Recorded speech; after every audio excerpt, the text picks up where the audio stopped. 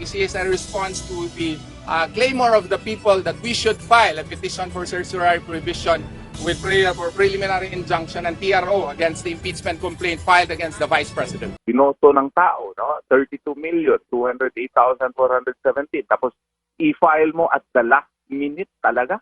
Last 30 seconds, literally last 30 seconds na hindi man lang na-discuss ito, hindi man lang pinag-isipan ng ibang mga kongresista na karamihan sa kanila. Mga kabayan, sumugod sa Korte Suprema ang mga abogado upang hilingin sa hukuman ang pagpapawalang bisa sa impeachment complaint laban dito kay Vice President Inday Sara Duterte.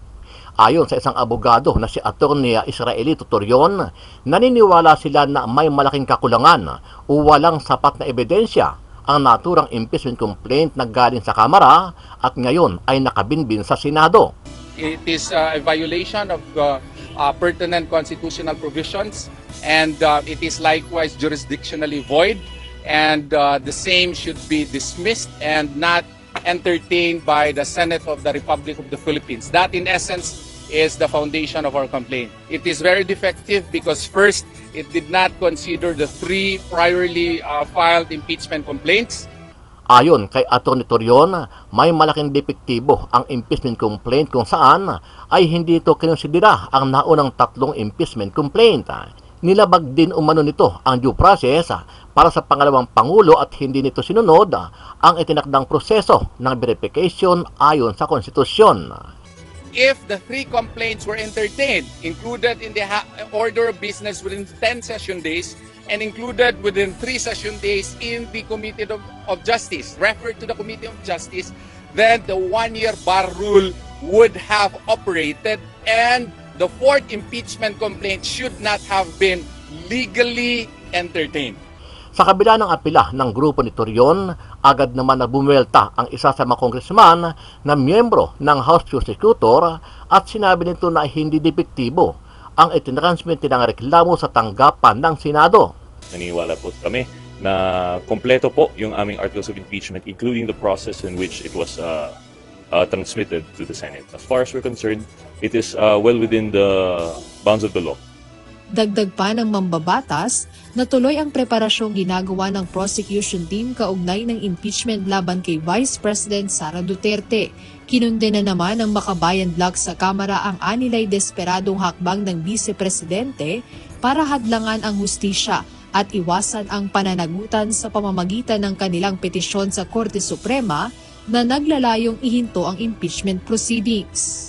Sa isang interview, ipinaliwanag ni Atty. Torion ang mga dahilan at nilalaman ng kanilang reklamo na inihain sa Korte Suprema kung bakit dapat ibasura ng Korte ang naturang complaint laban dito kay VP Sara Duterte.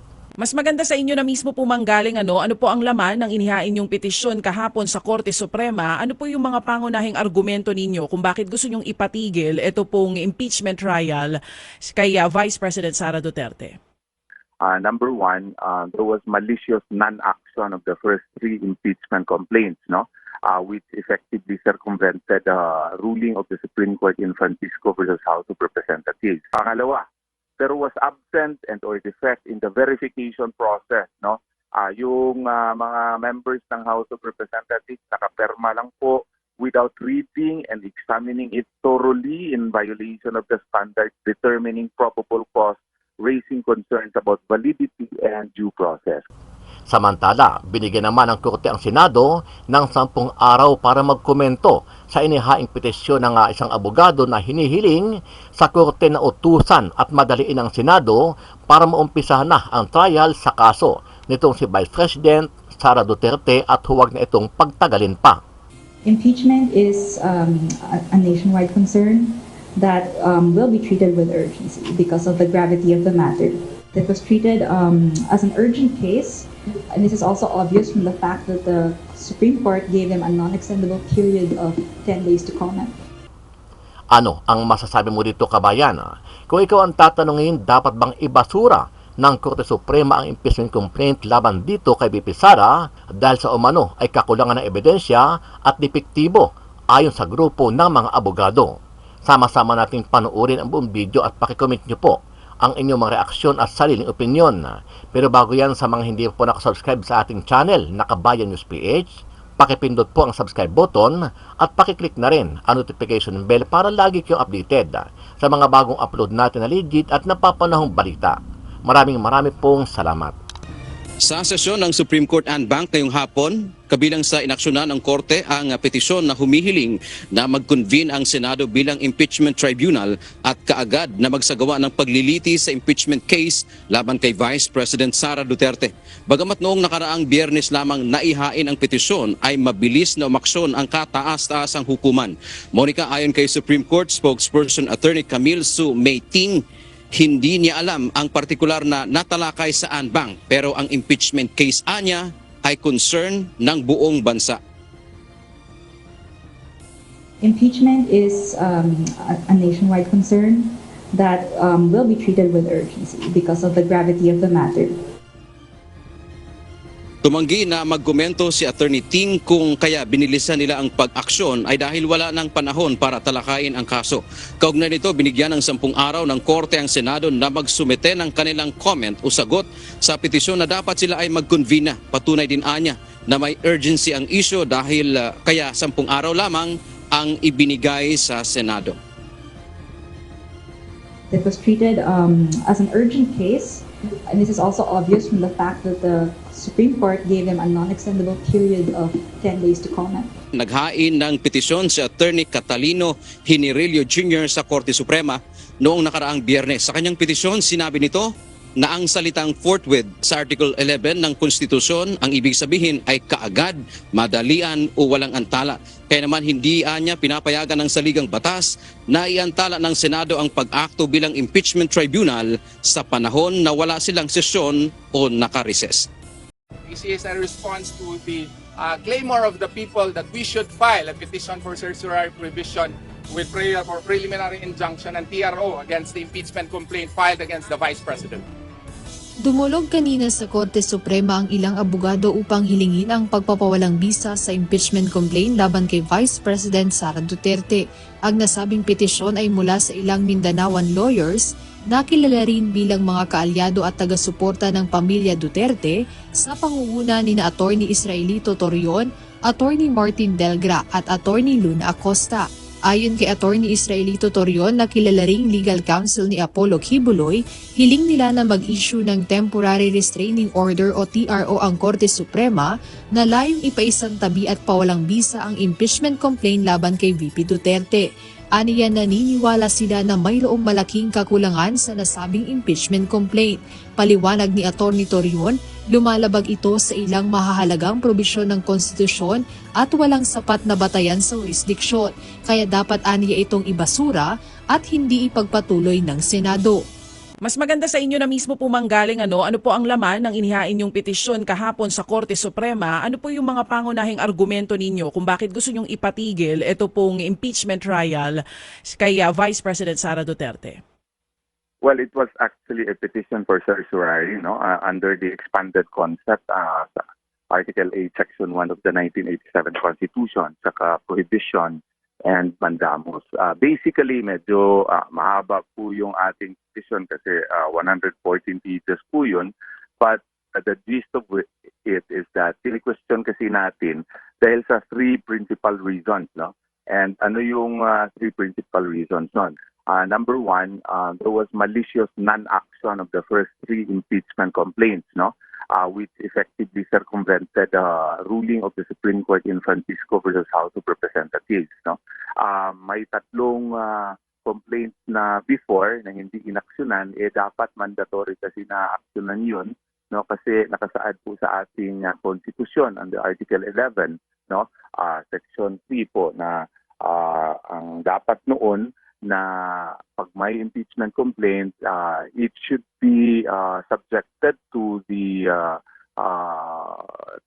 for discussion and included in the order of business within 10 session days and referred to the proper committee within 3 session days. And if you will relate it with Rule 2, Section 2 and 3 of the House Rules on Impeachment po, nakasaad po doon na yung Secretary General pag mapatanggap ng impeachment complaint, dapat po i-refer niya sa Secretary as a speaker, saka yung speaker po dapat i-subject niya yun sa order of business within 10 session days and i-refer niya sa Committee on Justice within 3 session days.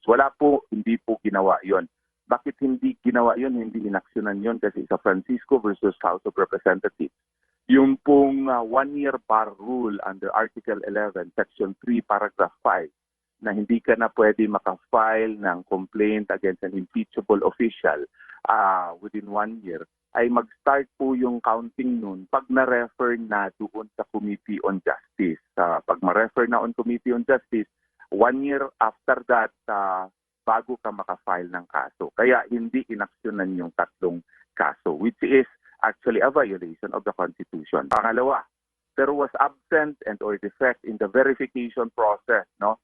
Yung mga members ng House of Representatives nakaperma lang po without reading and examining it thoroughly in violation of the standards determining probable cause, raising concerns about validity and due process. Kailangan kasi nandun sa ating konstitusyon na bago ito ma-refer sa Senate for trial forthwith, the complaint must have been verified, which means that the members of House of Representatives should have studied it thoroughly.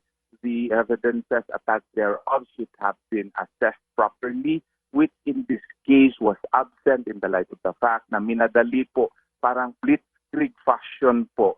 So therefore, it violates the constitutional provision on verification. Impeachable officer ito, high government official. So therefore, the impeachment process should have been solemn. It should have been followed strictly to the rules, so that because you are trying to remove a public official who has been elected by 32,208,417 votes. At the very least, kailangan alam mo kung ano yung pinarmahan mo, naintindihan mo, which is absent in this case. Number 3, there was grave violation of the due process clause as the Vice President was denied prior notice and hearing an opportunity to respond the impeachment complaint before it was formalized and transmitted to the Senate. Basic naman po yun na maski sino po bago ka file ng kaso, dapat alam mo, dapat naka-respond ka, dapat naka-answer ka. Dito, minadali, yung nagterma ng mga congressman, hindi nga nabasa yung complaint, hindi naintindihan, and worse, hindi na-inform po si Vice President Sara Duterte. Because of these 3 principal grounds and other grounds that cited in our petition, the impeachment complaint should be deemed constitutionally defective, and it is jurisdictionally void and therefore has no basis and should therefore not be entertained by the Senate. Yes po. Yes. Attorney Torion, thank you for elaborating kung ano pong laman nitong inyong petisyon. Una, dun po sa sinasabi nyo muna na minadali ito pong paghahain ng impeachment. Under the House rules, hindi po ba kapag nakakala po ng pirma yung mga members po natin ng Kamara, which is yun po yung nangyari, more than 1/3 pa nga po ng boto ang kanila pong nakalap, automatic po talagang po pwede pong madaliin. Hindi madaliin kumbaga po automatic talagang po pwedeng may akyat po itong impeachment sa opisina ng Senado. And then second, dun po sa sinabi ninyo na absent ng verification process without reading or examining it thoroughly, meron po ba tayong pruweba dito na ang ilan sa mga pumirma ay talagang hindi po nila na-veripikang maigi? Yun pong laman nito pong impeachment? Yeah, I'll answer it based on the House rules and based on the Constitution. Number 1, their own House rules po. Now, before we say na may 1/3 vote na sila, in Francisco versus House of Representatives, sabi po ng Supreme Court, ang impeachment is a solemn process. It's not a mere numbers game which can be used to, vilify the good name of impeachable officials without following strictly stringent procedural rules, because the purpose of which is not to defeat the democratic processes but to protect the same. Ang ibig sabihin po yun, dapat yung House of Representatives nag-follow ng kanilang House rules mismo. Kasi sa Rule 2, Section 2 po ng House rules, maski na meron kang 1/3 votes, no, dapat po yun ipinadaan sa Committee on Justice. No? Nandun yun. Maski yung ng 1/3 vote nila, dapat dumaan yun sa Committee on Justice kaya para ma-determine saan na sufficient informing substance ba ito at saka mag-follow din ng what you call this, due process. Kasi you would be trying to impeach, remove, no, an impeachable official who has been elected by 32 million people. Kailangan i-desisyonan ng Supreme Court dito kung tama ba na i-rush mo ang pag-file ng complaint na binoto ng tao, ilan lang ito sila na official na pwede mong i-impeach. Binoto ng tao, no? 32,208,417. Tapos i-file mo at the last minute talaga. Last 30 seconds, literally last 30 seconds na hindi man lang na-discuss ito, na hindi man lang pinag-isipan ng ibang mga kongresista na karamihan sa kanila. So, the people really have the requisite legal personality to put this into question because their vote is at stake. Taxpayers' money is at stake kasi the Congress now will be spending millions again just to conduct this trial. So yung mga taxpayers, katulad ko, may right kami na i-question ito na bago mag-trial, dapat desisyonan muna ito ng Supreme Court under the expounded concept of certiorari whether or not there has been grave abuse of discretion amounting to lack or excess of jurisdiction on the part of the House of Representatives when they, in a blitzkrieg fashion, filed this complaint before the Senate without complying with the verification requirement and due process clause of the 1987 Constitution. Pero, Attorney, matanong ko lang kayo. Yung sinasabi ho ninyo na sana binigyan ng pagkakataon ng Vice Presidente na masagot itong mga ipinupukol sa kanyang alegasyon, bakit ho ba tila hindi ito tinangkilik o binigyang ka-importansya ng Vice Presidente nung panahon na may hearing po sa Good Government Committee? Iba yun. Iba kasi yung mga, iba din yun ang mga charges kasi doon. Tapos dito, kung anong nasulat dito, iba, may differences din po. No? I think dapat dito, itong mga, kung nabasa mo po yung bagong impeachment complaint, there are several matters there which were not even discussed. Opo. In the Good Government hearing Committee. in Congress. Opo. Yes, sir. We understand. Kasi nga po, ibang yung mahaba-haba yung articles of impeachment kasi may mga high crimes yung binabanggit doon. But yung nga lang po, no? Kasi nga, these are all water under the bridge kasi nabuo na yung articles of impeachment at yung nga pong inyong ngayong kine-question. Pero yun lang pagkakataon na yun, yung sagutin niya yung mga ipinupukol sa kanya tungkol doon sa confidential fund, itong mga individual na sinasabing binigyan daw po ng halagang ito. Alam niyo ho yun lang po pagkakataon na yun. Sa iba po, no, para nanghihinayang din kami na hindi namin napakinggan direktamente yung sagot dito ng Vice Presidente. Well, the Vice President has her own reasons as to why she did not do it. And I am not, you know, in a capacity, I have not been given the right authority to speak for her. But I would respect whatever pronouncements that the good Vice President may have said about the matter, and let that remain as it is. But the fact remains that in this particular impeachment complaint, she was not really given her day in court. No, she was not given the chance to respond to it. Yes, sir. That's my answer to it. Yes, sir. Yes, sir. And we sincerely respect that. And we appreciate yung inyong articulation dito po sa inyong, ito yung pinaka-main myth ng inyong pong inihain na petisyon kahapon sa Supreme Court. Attorney Torion, kung sakasakali lang ho ba, kung sakasakali lang ha, na magsimula itong trial, no? Gaya po ng pag-uudyok ni Senador Pimentel kay SP Escudero na simulan na kaagad ito. Kapag nagsimula ba ang trial, inaasahan ba namin na isa kayo sa mga magiging mahusay na abogado ni VP Sara sa impeachment trial? That is a matter that can be decided only by the good Vice President. No, I am not in the capacity to answer that. Honestly, I would welcome that. No, that would really be a great honor for me to represent her in the Senate. But that is a decision that only the Vice President can answer. Opo. Yes po. Opo, okay. Sige po. So, sige. Kami po makikibalita sa inyo kung sakasakali po na Yes, sir. tutugon dito ang Supreme Court dahil kahapon pinagkokomento na ang Senado at ang Kongreso, ang lower house, dito po sa petition naman na na magkaroon na po ng trial ASAP. Ito hong sa inyo, kahapon nyo lang inihain, baka po by next Tuesday meron ng anunsyo dito sa Supreme Court. Yes, sir. Yes, sir. I'm praying for that. I'm praying to Allah Subhanahu wa Taala that our petition would be acted so that the possibility that the two cases can be consolidated. That the object is more or less maybe different, but it tackles the same subject matter po. Yes, sir. Yes, sir. Okay. So, Attorney Torion, Godspeed, sir, and thank you.